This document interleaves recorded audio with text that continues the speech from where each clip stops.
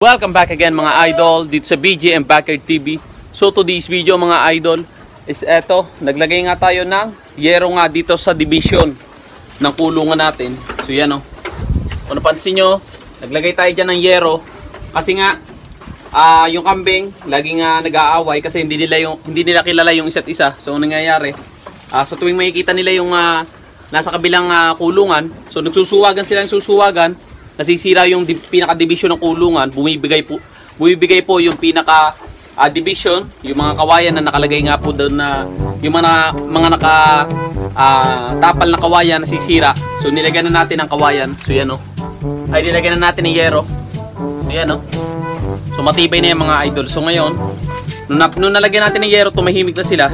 Kasi ang technique din po sa pagpapagawa nga po ng kulungan, kinakailangan yung division nila. Meron pong kinakailangan po yung division, yung pinaka-division ng kulungan nila. Kinakailangan po wala sila makikita. Kung maaari, kahit plywood, kahit hindi masyado makapasok yung hangin dun sa kabila. Ang mahalaga po, hindi nila nakikita yung katabi nila para lagi silang tahimik, kalmado. Kasi minsan pag hindi magkakilala yung dalawang nabili mong kambing, halimbawa pinagtabi mo sa kulungan, so yung division, yung mga steel matting, kawayan, kitang-kita nila yung katabi nila. So minsan nag-aaway po talaga yan, lalo na pagbuntes. Minsan kasi pagbuntes napakatapang. So kaya ang advisable, ang gawin yung division yung plywood o kaya naman yung yero. Kaya lang yero mainit, so mas maganda po plywood para hindi sila mag-aaway, hindi lagi sila magsusuwagan sa pinaka-division. So minsan kasi, so ito yung ating kulungan dati. So yun o, kita nyo naman na yung pinaka-division yan, puro mga kawayan, tapos malalaki yung butas. So nangyari, pag magkakatabi dyan yung kambing, tapos mga bago, hindi nila kilala yung isa't isa, magsusuwagan yun dyan na magsusuwagan hanggang magkasakitan, hanggang masira yan division natin. So ang ginawa nga natin ngayon, doon sa ating bagong kulungan, so yan o, yung division natin dyan, plywood yung kabila, tapos yung kabila naman, kawayan. So kawayan po pala yung ating division. So may tapal tayo yung kawayan doon sa kabilang division, tapos dito naman sa kabila may tapal po ulit tayo ng kawayan, wala tayong masyadong butas. Kasi nga pagkita nila yung nasa kabilang kulungan, nag-aaway po sila, nag-aaway. So ngayon, bibigyan ko naman kayo ng update doon nga sa ating mga anak na dalawang inahin mga idol. So check natin kung possible na ba silang umanak sa mga susunod na araw. So dito naman yung mga pananim natin, yung mga pagkain nila. Yan yung mga nipper grass. Tapos nakabuhay na rin po tayo doon ng iba't ibang legumes kagaya nga ng Rensuni, Inday Coopera, mulberry, at ito dahon ng saging pangkaraniwan. So ito nga po yung dahon ng Rensuni po. So yan o. So legumes din yan. Nakalimitan, pumupulupot yan sa mga damo. So yan is maganda rin kumpay para sa ating mga alaga. So yan o. Yan po yung dahon ng Rensuni. So dito naman yung Inday Coopera. So yan o. Nabuhay po natin yung puno ng Inday Coopera na tinanim natin nung nakaraan bago mag-summer. So nakahabol tayo, nabuhay. Yan dito, yan o, Rensuni pa rin. Ito Rensuni, Inday Coopera.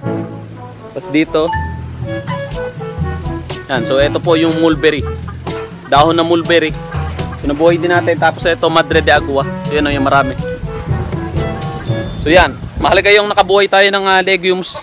Iba't ibang legumes na pwede natin pakain sa ating mga alaga. So kahit konti lang yung mga sibol, kahit konti lang yung nabuhay, at least meron tayo nabuhay na kahit tigi-tigi 10 puno ng legumes na pwede nating ipakain at napaka-importante sa ating mga alaga.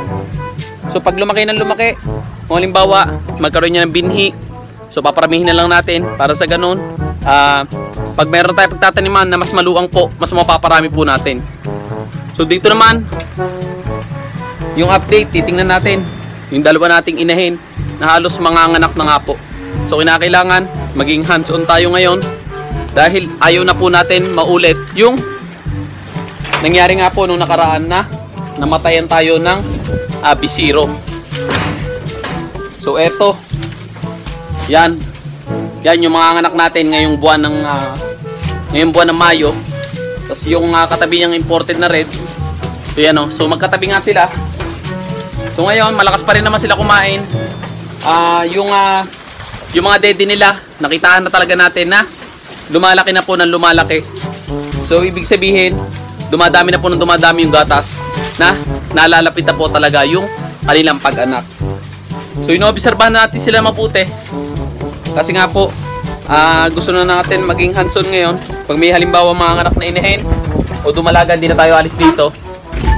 Especially pag unang panganganak, pag dumalaga yung mga anak, kinakailangan din natin pwedeng iwan para sa ganon matulungan natin pagka nahirapan.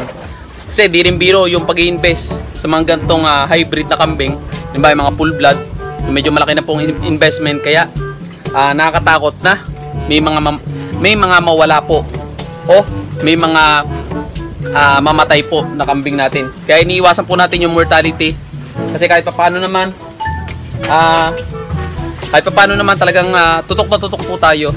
Kasi ayaw nga po natin na may mga pabayaan po dito sa ating mga alaga. So ito yung ating yan yung ating bisiro. So ito yung inahin natin na nanganak nung nakaraan. So yung isang anak niya, accidentally naiwan natin yung inahin habang nagle-labor. So hindi na natin inabot yung isang anak. So hindi natin natulungan. Feeling ko naipit yon, tapos hindi agad nakahinga. So namatay nga po. Then ito naman yung doling na natira. So yan yan yung doling na natira, yung traditional. So ang ganda ng pagka-red head ng ulo niya kasi nga dark na dark. Dahil yung tatay niya, red Kalahari back po. Nagaling pa po sa Blessed Farm. Then ito naman yung ating inahin na isa na traditional, yung anak nga po ngayon may. So silipin natin yung itsura nga ng tiyan niya tsaka ng dede niya. So yan So ito, yan lobo-lobo na yung pinaka tiyan niya. So yan So ito is isa sa mga inahin natin na pwede nating masabi na pwedeng umanak. May possible na umanak ng 3. So kahit dalawa lang naman yung ianak, kahit isa lang, mahalaga healthy. Mahalaga makalabas ng maayos po. So yung tiyan niya kasi, kung mapapansin nyo yan So ang lapad. So may mga basehan din kasi pagka triplets yung anak. So minsan sobrang laki nun tiyan pero isa lang yung anak.